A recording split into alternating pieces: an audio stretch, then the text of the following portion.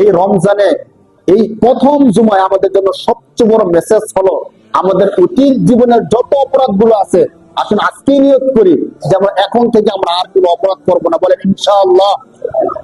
আমাদের পিছনের যত অপরাধ গুলো আছে আমরা ছেড়ে দিলে কে কি বলবে কি করবে ওইগুলো দেখার বিষয় না। কারণ আমি যখন কবরে যাব সে কি আমার সাথে কবরে যাবে ভাই? যখন জাহান্নামে যাব যদি একটু চিন্তা করেন, আমি শুধু কারবার করে যে টাকাগুলো অর্জন করি এই টাকাগুলো কিন্তু আমরা একা খাই না, একা খাই আমার স্ত্রী খায়, আমার সন্তান খায়, আমার পরিবার খায়। অথচ অপরাধটা করতেছে কে? আমি না। জবরদখল কইরা এতিমের মাল ভক্ষণ কইরা মানুষের টাকা পয়সা আত্মসাৎ করে আনার পরে ঘরের মধ্যে যখন টাকাগুলো নিয়ে আসি আমি একা খাই ভাই? পরিবারের সবাই খায়। কিন্তু চিন্তা করে দেখছেন এই অপরাধটা কিন্তু পরিবারের সবার না। জাহান্নামে যাওয়ার সময় হাসরের ময়দানে আল্লাহ তাআলা এই কথা বলবে না যে যারা যারা খাইছে সবাই জাহান্নামী, না। স্ত্রীকে খাওয়ানো আমার দায়িত্ব ছিল, প্রত্যেকে খাওয়ানো এটা আমার। সন্তানকে লালন পালন করা আমার দায়িত্ব ছিল, কোথায় থেকে আনবো এটা আমার দায়িত্ব।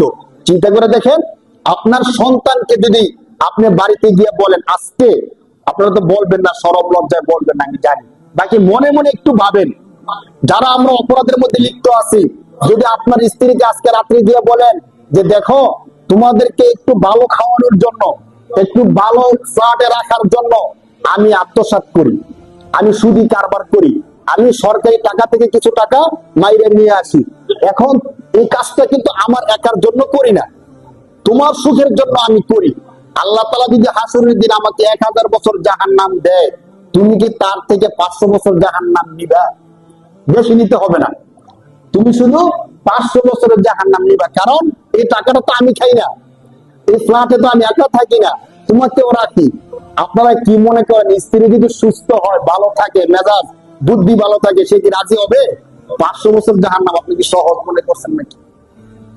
স্ত্রী বলবে আপনি বিয়ে করছেন, কিভাবে খাওয়াবেন, হালাল খাওয়াবেন, এটা আপনার দায়িত্ব, আপনাকে তো আমি বলি নাই যে আপনি সুদি কারবার করেন। এমনও স্ত্রী আছে স্বামীকে নিষেধ করে যে প্রয়োজনে আমরা ডাল ভাত খাবো কিন্তু আপনি সুদি কারবার করবেন না, প্রয়োজনে একবেলা না খেয়ে থাকবো কিন্তু অন্য টাকা হক মেরে আপনি নিয়ে আসবেন না। অনেক স্ত্রী এমন আছে, কিন্তু আমরা স্বামীরা তার কথাগুলো শুনি না।